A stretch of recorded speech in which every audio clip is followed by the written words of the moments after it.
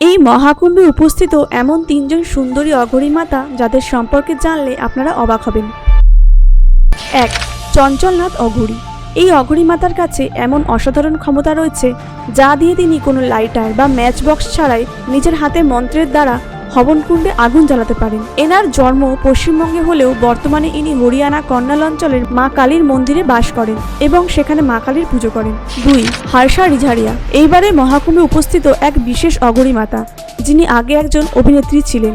ইনি উত্তরাখণ্ডের অধিবাসী। 30 বছর বয়সী এই সাধিকা নিরঞ্জনী আখাড়ার আচার্য মহামণ্ডলেশ্বর স্বামী শ্রী কৈলাসানন্দ গিরিজি মহারাজের শিষ্যা। 3.